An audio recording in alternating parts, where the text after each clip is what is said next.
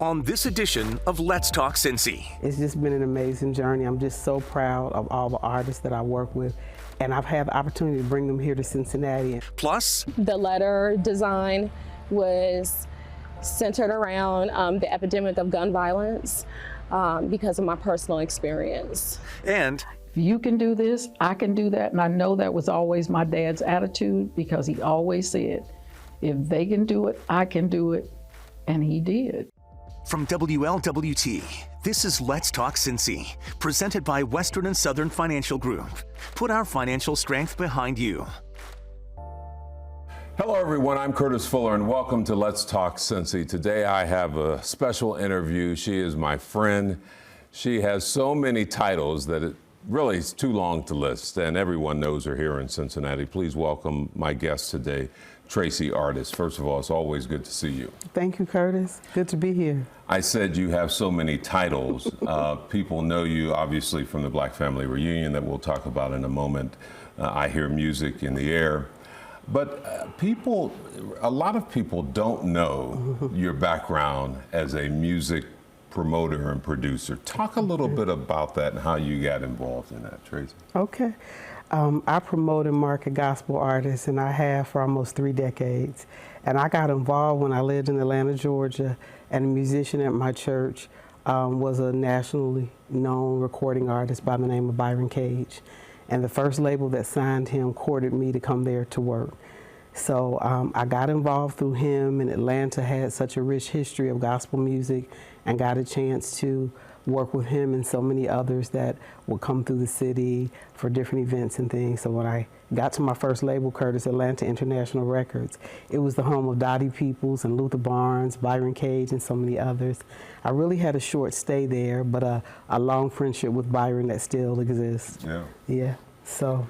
And it's interesting because you grew up in an area where, you know, Charles Fold was at Lincoln Heights for so many years, and you know was nationally known, and still is, of course. Yes. Yeah. The only Grammy that ever came to Cincinnati for gospel, Charles Fold, and so many other gospel greats here, like Rodney Posey. Pastor Rodney Posey has recorded with Donald Lawrence and others, and nominated for Stellars, and David Minor. I was here in the city and minister music at Lincoln Heights, but very well connected throughout the country. So there's just a lot of amazing gospel artists here. So living in Atlanta and then having an opportunity to come back here in '97 and get reconnected to the city was a blessing. Went on after Atlanta International to work at a label by the name of Gospel Centric Records, and there I worked with Walter and Tremaine Hawkins and Kurt Franklin, Kurt Carr, Dorinda Clark Cole.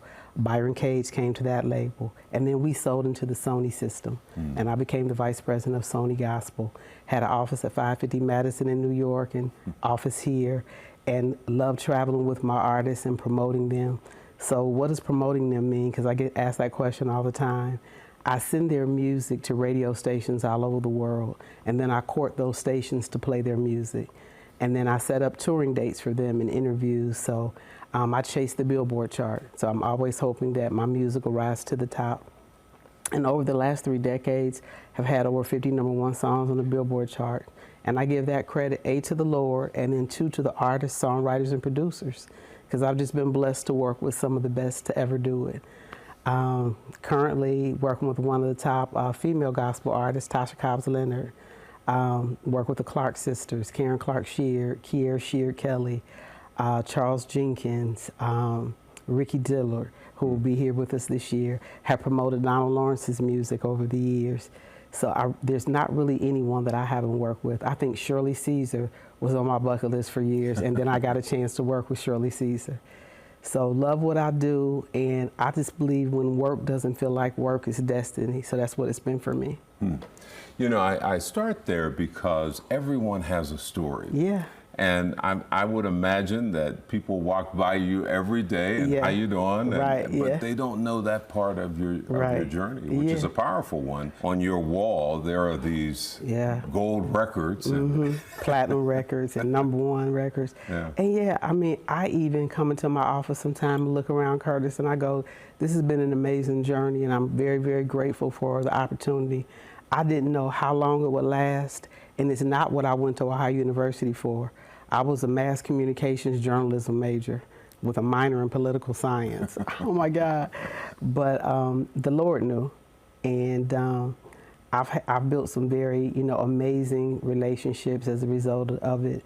I'm a voting member of the Academy for the Grammys, attended last year, got to see some of my artists who were nominated take the stage, and it's just been an amazing journey. I'm just so proud of all the artists that I work with, and I've had the opportunity to bring them here to Cincinnati, and some of them multiple times, and that makes me smile, because I think Cincinnati was already on the map, but I advocated for it in a major way for like the gospel tours and things to come through, and they do, and they have. Yeah.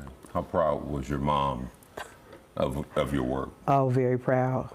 Travel with me, never missed anything that I did here in the city, and miss her every day. But the Lord is the reason why I'm here and afforded me the opportunity. But Susan Upton Farley is the lady that made me. I didn't have to go outside of my home for a role model, for information and education. And she was a historian. She knew so much about the city of Cincinnati. So she was very, very proud, and she talked about me everywhere she went, and as I still do her. A long time. Yeah. Mayor of Woodlawn. Yeah, 20 years she was the mayor, and served on council for many years before that, and just loved the city and the rich history of the city. Up next, we're going to talk to Tracy about the upcoming Black Family Reunion. Of course, that's held in the middle of August. We'll be back in a moment.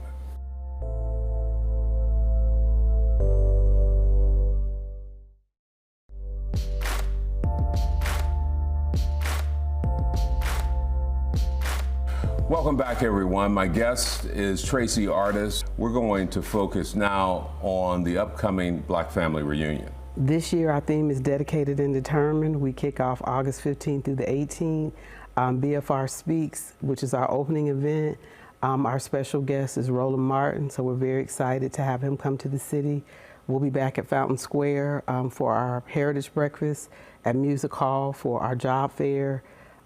We have a BFR Lounge. This is our second year having it, where it's just a place where people can come through the lounge and connect and meet, and live entertainment and beverages and food. And every year we honor someone in that lounge. And this year we're honoring you, Curtis Fuller. What an honor. Yeah, and the city loves you. Black Family Reunion loves you. We know that you knew Dr. Height, and you've been there since the inception, and you know so much history of it. So excited for that. We have people coming from all over the country. Dougie Fresh will headline our urban stage. Ricky Diller will headline our gospel stage. And we'll have a choir fest with choirs that are coming in from all over the country to win a cash prize on that Sunday. So excited about it. The parade, always amazing. Annie Roof will be our Grand Marshal this year.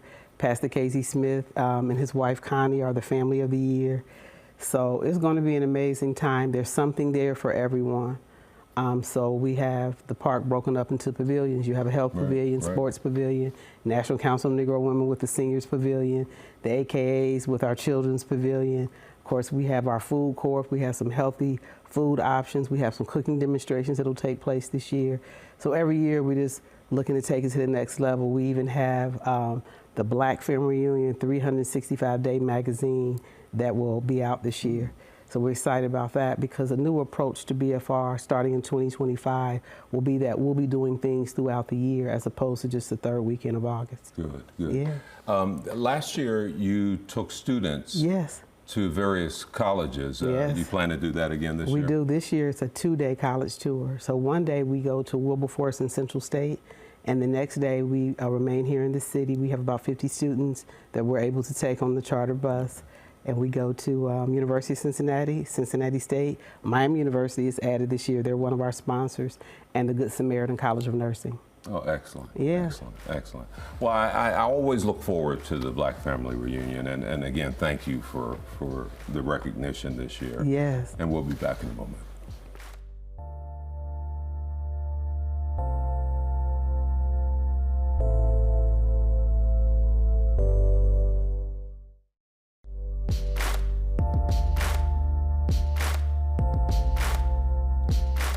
Welcome back, everyone. You have probably heard of the Tuskegee Airmen, a group of African-American military pilots who fought in World War II. While they broke racial stereotypes in the air, another group of black military servicemen did the same thing on the ground. The Montford Point Marines were based near Camp Lejeune. A Cincinnati man, one of the first black Americans to enter the Marine Corps, posthumously received one of the nation's highest awards. The honor celebrates his service and puts a spotlight on hidden American history. When he talked to us about it, it was, you know, I followed orders, I did what I was supposed to do, but he never talked about what the Montford Point Marines encountered, you know, the racism and some of the other things. Helen Williams shares the story of her late father, James Roger Williams, Jr. He died in 1987 at the age of 61. He is being honored posthumously with the oldest and highest civilian award in the United States, the Congressional Gold Medal for making history, history that was forgotten. Really, when we found out, and we just, you know, it was such a shock. We knew we had an extraordinary father. But, you know, as you say, if things aren't explained to you, you know, you just don't know.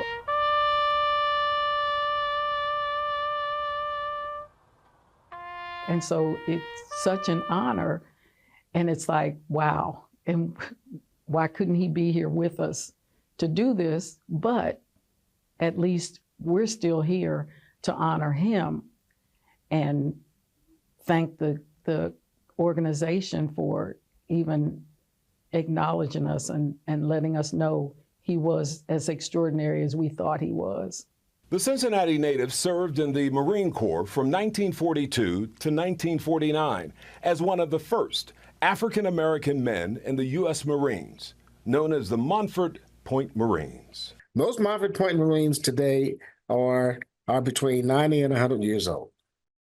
And there were initially 20,000 black recruits that were inducted into the Marine Corps between 1942 and 1949.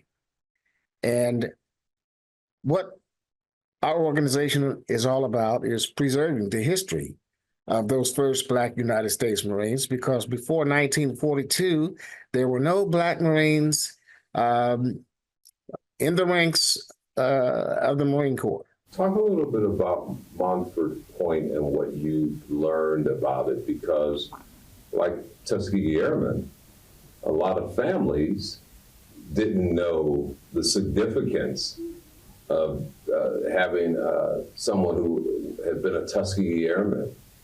A lot of families weren't even aware of the historical importance of this, as is the case for the Montford Point Marines. But over the years, when did you first sort of understand the historical significance of this group of men? In the early 2000s, I found out that they were building a monument on the base for the Montford Point Marines.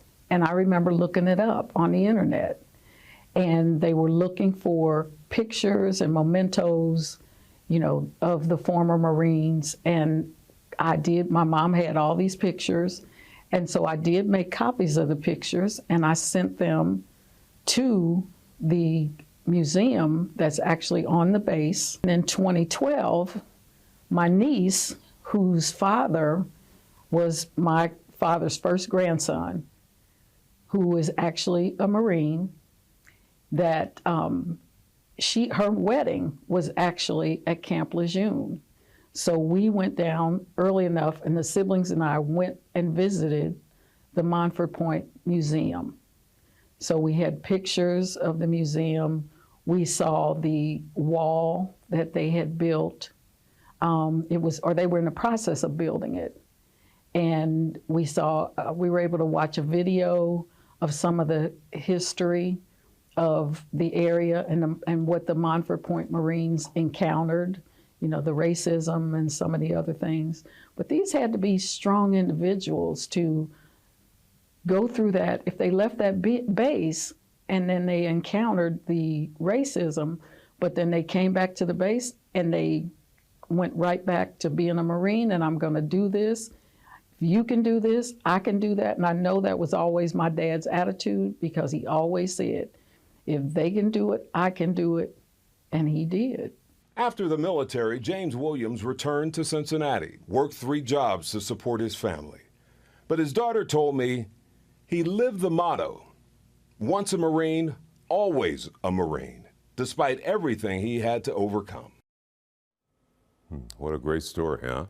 Notable Montford Point Marines include actor and Cincinnati native Harry Rhodes, former New York City Mayor David Dinkins, and Daniel Bankhead, the first African-American pitcher in Major League Baseball. Well, taking back the Black Lives Matter message, taking it to Cincinnati neighborhoods, the inspiration behind the Letter Project, when Let's Talk Cincy returns.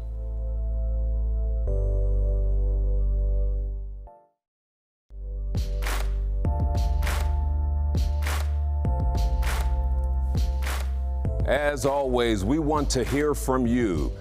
Email us your ideas at ltc@wlwt.com. And remember, you can always watch full episodes or get more information on wlwt.com/Let's Talk Cincy and on our very local app. You can also listen to Let's Talk on Apple Podcasts, Spotify, or wherever you get your podcasts. And finally today, from the Black Lives Matter mural down in front of Cincinnati City Hall to our local neighborhoods, Black Art Speaks recently launched the Letter Project, as it's called. That project places a letter from the mural in significant locations to spread an artistic message or meaning. The letter A rises in Avondale, advocating for peace and anti-violence. We recently sat down, spoke with 3 artists behind this project. We are here celebrating the unveiling of the letter A. It's important to recognize that I'm only here today as a portion of the work of those who came before. As it was stated, the vision of Alandis Powell, design of Jonathan Sears, and gun violence survivor and artist Gila Mohn's powerful testimony all made this work possible. The letter A signifies the importance of eradicating gun violence within our community and replacing it with peace and love. This letter A here for Avondale has been reimagined, meaning there was things added to the letter from the initial design in respect of the city of Avondale. So I appreciate the design that it is now. Initially, the letter design was centered around the epidemic of gun violence because of my personal experience. So the scripture within itself is my confidence. God's word is my confidence. So just not this verse, but all of it is applicable. But this is near and dear to my heart because I don't just rap it, I've lived it, I've walked it. I understand this plight after surviving such a tremendous traumatic experience. And I know that my purpose and the reason that I was left here on earth isn't just to tell my story and that's it, but to inspire and to give back through all of the things that I've learned during this tedious journey. So obviously the foundation of the design of the letter is speaking against gun violence, not only in Avondale and Cincinnati, but all over the world. But I think with it being right here in the heart of Avondale, where I've done murals and have seen things occur, it is right in the midst of where things could start to change, right? They can change all over the city, but for this particular neighborhood, hopefully folks will drive past here, and if they've got something negative on their mind, they can look at this letter and see positivity, and maybe that might be just a little bit of what they need to change the outcome. So the letter A, I was able to come together, design the hands with the peace symbol, and was able to draw it out, sketch it, conceptualize it, and then deliver it to our fabricator. Then we went back and painted the actual hands. All the hands that you see are physically hand painted by myself and Brandon Hawkins. In this finished product, it says that no matter what adversity we face, no matter what weapons, whether they're physical, mental, emotional, systemic weapons that are formed against this community, the city, the people in it, it won't prosper. And that's because peace and love will continue to abound here in Avondale and just radiate throughout our community. My favorite part was when it actually, the design came to fruition. Alandis Powell, who is the lead of Black Art Speaks, came to Adoria and I after a board meeting and was concerned with the design getting the right feel to it. And I just kind of was like, you know, well, let's go ahead and do this right now. Pulled out paper and pencil. Adoria and I started talking. Alandis and Alexis, we all started talking. And that was actually my favorite part, was the brainstorming that it took to get this design to come to fruition. Why not Avondale? Avondale because there are so many things that get reported. There's so many stories about lives being lost here in this space. And it shouldn't be a place where you're afraid to walk down the street. It shouldn't be a place where we're concerned about our children playing outside. It doesn't make sense. This should be a safe community. There's a village that we all form, and we need to get back to that, to where we're treating each and every one the way, not even we just want to be treated, but the way they want to be treated, loving on each other, despite what obstacles we might face. My goal and hope is for them to know that they truly matter, that they are seen, that they are valued, that they are heard. I see you. I see you, Black Queen. I see you, Black King. I understand the struggle. I've been there. So it's very important, again, to just treat others how I want to be treated. I have a saying, God's love is free. So I want people to feel that love, to feel that hope, to feel that aspiration that they can and will and could be or do whatever it is that you set your mind to. And the next neighborhood the Letter Project is focusing on is in the West End. That's the location, I'm told, for the exclamation point. And the unveiling will happen, of course, in the near future. Well, that does it for the program today. Thanks for joining us. I'll see you next time for another edition of Let's Talk Cincy.